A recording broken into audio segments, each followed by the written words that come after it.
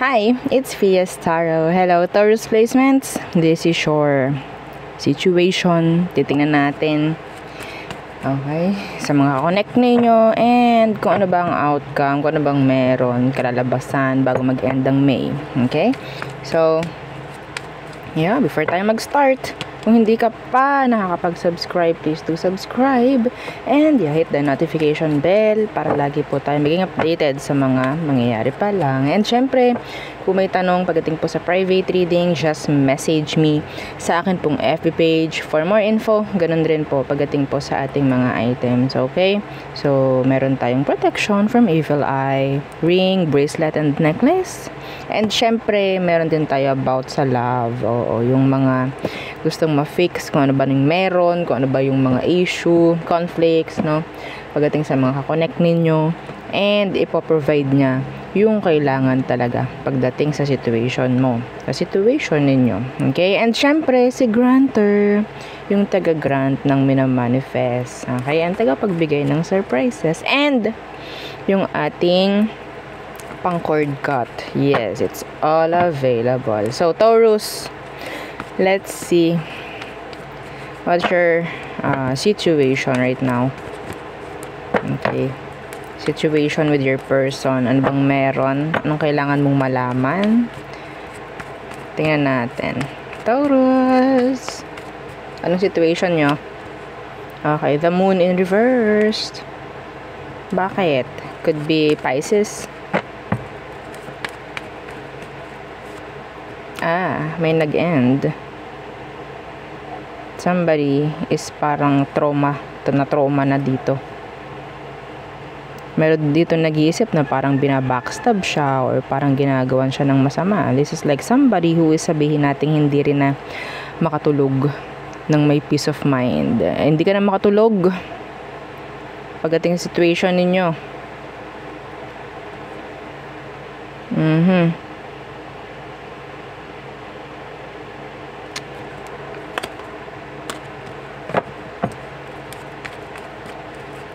Tingnan natin, ano bang meron pagdating doon sa person. Hindi ko kasi pwedeng sabihin na ikaw yung may kasalanan or siya yung may kasalanan. Tingnan natin, ano bang meron sa person. Bakit ka ganyan? Bakit may ganito sa situation ngayon? Wheel of Fortune.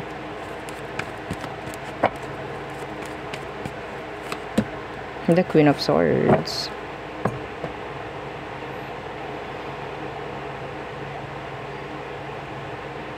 The Fool. Okay. Taurus, ilang beses na nangyari to?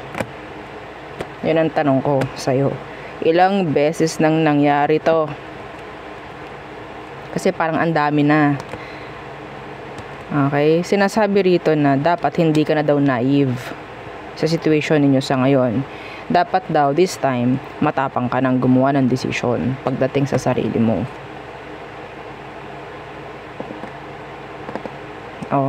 Okay. Hindi na dapat ikaw parang walang alam dito kasi ilang beses na daw itong nangyari sa inyo. Kaya pwedeng ikaw itong na-trauma na. May trauma ka na. Okay? Yeah. The Fool in reverse, Death. Ilang beses na nangyari to. So, sa ngayon, ikaw na yun dapat gumawa ng decision dito.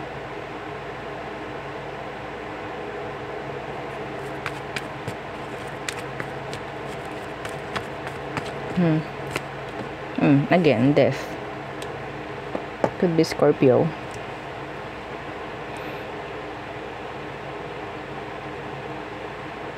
Some of you, ang nakikita ko dito, wala na yung connection. Ikaw na lang tong parang nasa sayo na lang yung decision whether umusad ka or hindi. So, kung ikaw yon naka-resonate doon, this is the right time for you to umusad na. Oo. To move forward. To cut the situation, to cut people, ties. Okay? Kasi burden na lang to. You have to accept kung ano man yung mga kailangan mong i-accept dito. Okay? kailangan mo na daw ibalik yung dating ikaw. Kasi hindi na daw ikaw ito. I'm talking sa kung sino man, like, this is like, sabihin natin, yung message ko na yun, merong matatamaan dun eh. Hindi na ikaw to eh. Ha? Marami nang nabago sa'yo. Dahil lang sa situation mo sa ngayon. Sa person mo, sa connection, sa situation. Okay?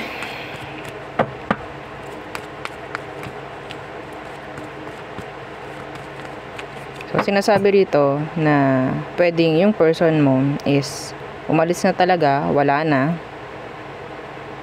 Pwedeng sa ngayon, dumaranas ka ng separation, the Ten of Swords. And, ilang beses na ba? Comment down below. Oo.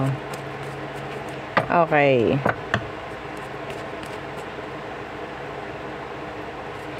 So, pagbibigyan natin yung mga, sabihin natin pangalawang beses pa lang naman po. Okay, sige. Oo. So, sige. It's up to you. Pero yung 3 beses na nangyari, third time na nangyari to, hindi na po pwede. Kailangan mo na talagang gumawa ng aksyon sa sarili mo. Okay? Anong outcome? Bago mag-end ng May, or hanggang end ng May, anong outcome? 7 of Wands in reversed. Yeah, the 3 of Cups in reverse. Yeah. I-give up mo na yung thinking about the reconciliation kasi wala na po talaga. Okay? Alam mo na to. Some of you, alam mo yung situation na hindi na naman dapat talaga i-fix. Some of you, there's this legal matter, legal issue. Okay? Better keep going. Yeah. Hindi mo kailangang i-block yung energy mo sa mga success pang pwedeng mangyari. Hanggat may burden ka, walang success, walang victory. Ikaw mismo yung magbablock nun pagdating sa sarili mo. Okay? So, there's no reconciliation happening. Okay? So, gusto kong kunin lahat at kumuha pa tayo ng isa pang energy. So, ano pang meron?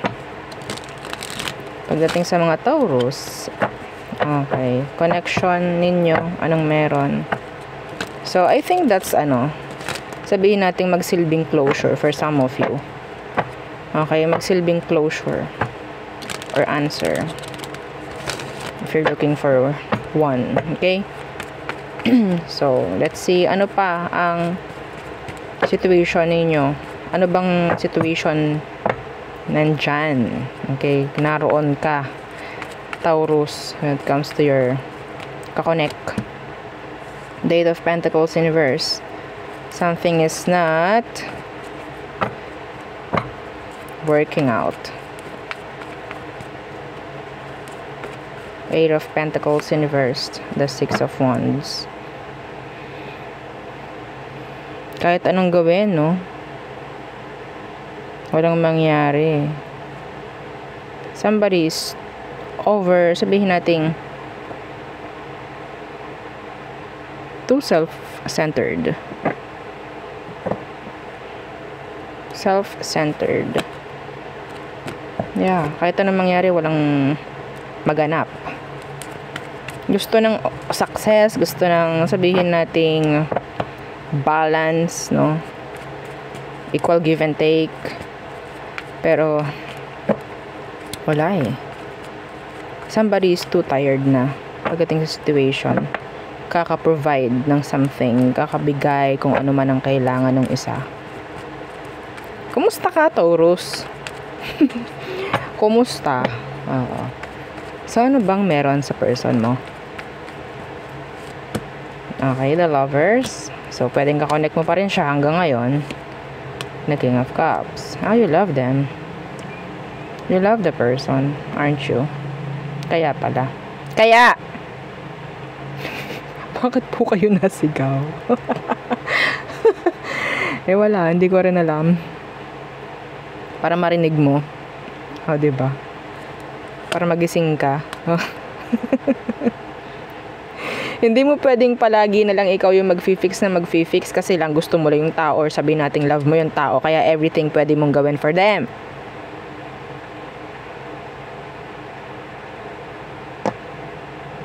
Gagawin ko everything kahit ako'y mapagod na, kahit ako'y maubos na. You can't. Okay, pwede mong gawin pero paano ka na? You love the person. You love them.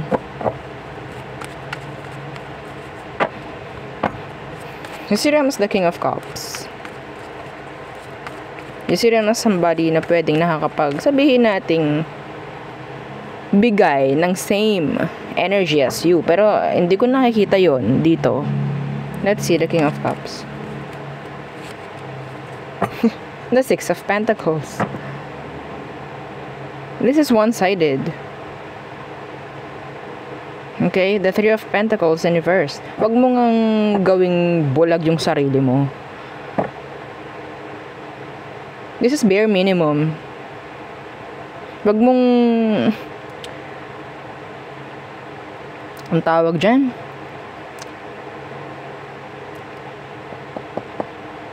gawin na parang yung mga maliliit na binibigay nito is malalaki. Ha? Ginagawa mong dahilan lang eh. Yung sabihin natin, yeah, don't settle for less. Don't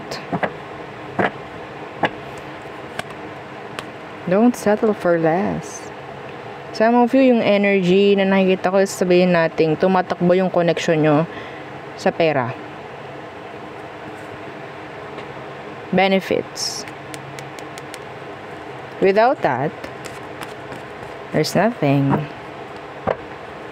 Some of you, minamahal ka lang nito kasi meron kang naipo-provide for them. I'm sorry. Kailangan nung marinig yon. Kailangan nung marinig. Oo. Okay. Nagpo-provide ka ng 100%. Some of you, nagpo-provide ka dito sa taong to 100%. Pero sila, anong pinoprovide? 20? 30? Wala pa sa kalahati. Pero tinitingnan mo yon na parang same ng energy na ibinibigay mo. Yun ang mali dito. Yun ang mali. The Eight of Pentacles, unang-una pa lang, it's not working out. It's not. Ano pong mali doon? Inagbibigay naman po. Yun ang mali. Yung ganito, nagsasettle ka sa ganito. Yun ang mali doon.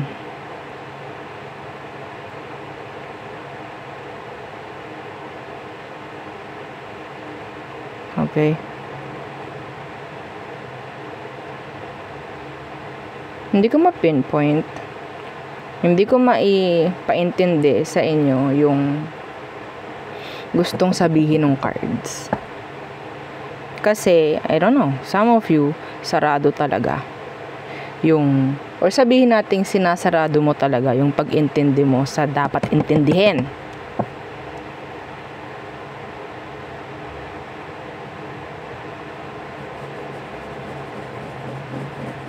Bingi-bingihan, bulag-bulagan tayo. Okay? Bingi-bingihan at bulag-bulagan. Yun ang mali. Bakit kayo nagbibingi-bingihan at bubulag-bulagan? Para saan? 'Di ba? May issue. Pero hindi lang natin binibigyang pansin.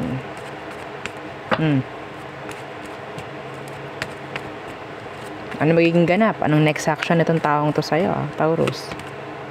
Six of Swords in reverse. No plans. At all. Mag-stick sa'yo itong taong to hanggat meron kang naipoprovide. Mag-stick sa'yo to. Mag-stick yan sa'yo. Kailangan ka eh. Ha? Kailangan ka niya. Iba yung kailangan sa mahal. Di po ba, no? spelling pa lang mali na eh. Hindi na pareho. Hindi. may malaki ng may malaki ng difference, no? So, anong outcome nyo ng taong to? The King of Swords. This is the truth. Nothing but the truth. Okay, the King of Swords. The Page of Swords. Tingnan mo kung ano talaga dapat ang kailangan tingnan dito. Makikita mo talaga yon. Alam mo na yon. Alam mo na yon. Some of you, the same gender kayo. Specific. Same gender kayo ng taong to. Okay? There is this codependency. Money could be. Okay? This is bare minimum. Yung person mo. Bare minimum. This is like, head over heart. Oo. Kung ano yung mas, na ginagamit mo sa situation, yun ang mananalo. Apo. Okay? So, marami kang dapat makita, matutunan dito.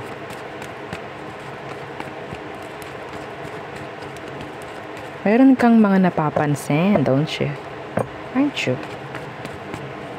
Meron. You're just sweeping it lang under the rug. Yeah. Yeah, judgment. Alam mo na kailangan mong mag-address dito. Kailangan mong may i-address, kailangan mong may ipaalam. I don't care dun sa tao kung aware ba sila sa ginagawa niya sa'yo or talagang alam niya or hindi niya alam na nagagawa niya to sa'yo. I don't know. Ang mahalaga dito, ikaw may napapansin ka. May napapansin ka. Ayun, no? Yun nga lang, hindi ka gumagawa ng decision, hindi mo inia-address, maybe. Some of you, naka-zipper yung bunganga mo pagdating sa kanya. Kasi, some of you, nagsasettle lang sa bare minimum. The Hierophant in reversed. No, balance. Walang equal dito. Tinitingnan lang talaga natin na, okay, pareho naman kaming nagbibigay. No? Ikaw nagbibigay ka ng isang buong tinapay, ikaw binibigyan ka ng mugmog. Yun yung tinitingnan nung iba, na parang pareho lang naman. Pareho lang naman kami nagbibigay eh. Like that. Kahit sabihin natin yung tao, pwede din namang magbigay sa'yo ng buong tinapay. Alam mo yun. Alam mo yun sa sarili mo. Pero they're not doing it. I don't know why. I don't know. So, nakakainis yung energy ng person, sa totoo lang. Wala eh. Pag mahal mo talaga, no, talaga mabubulagan ka. No? Nakaka-TANGA talaga eh. Oo naman. Di po ba? So, magpapatuloy pa rin. Ang nakikita ko dito, kailangan mo lang talagang i-address yung mga napapansin mo. I don't know. After that. So, Aries, they need you. Taurus, okay, they want you, they need you, they want a new beginning with you. Gemini, oh, there's this commitment issues. Cancer, they're healing. Feeling nila na backstab mo siya, or pwedeng si Cancer is binabackstab ka. Leo, they have a lot of plans for you. Virgo, they're thinking of you day and night. Okay. Libra, they want to return. Some of them hindi pa sila nakaka-move on. Scorpio, some of you, they're feeling parang hopeless. Feeling hopeless pagdating sa situation. It's like no turning back, or parang wala nang pag-asa to. Parang nga ganon. Negative. Sagittarius. Oh. Karma is kissing their ass. Yeah. So, in general, this is negative pagdating sa part nila. Okay? The Wheel of Fortune in reversed. Capricorn, focusing on their career, on their job, on their studies, if ever. Pero hindi sila ganun ka-okay. It's like, kailangan ko lang maging okay. Kasi, I have to. Parang ganun. Some of them, they're still thinking of you. So, Aquarius, they want commitments.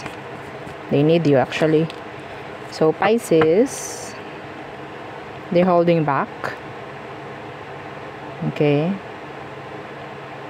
Some of them, parang merong something na parang hinihintay lang. Tapos, yeah, they're like settling. Parang yung energy is, they're just waiting na mag-set yung dust. Parang ganun.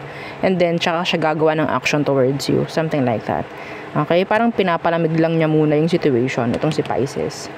Yeah. Okay, so there, yun ang aking reading for you, Taurus placements. Again, please don't forget to like, share, and subscribe, and follow our FB page. And yung ating second YouTube channel, The Love Letter. Thank you. Goodbye.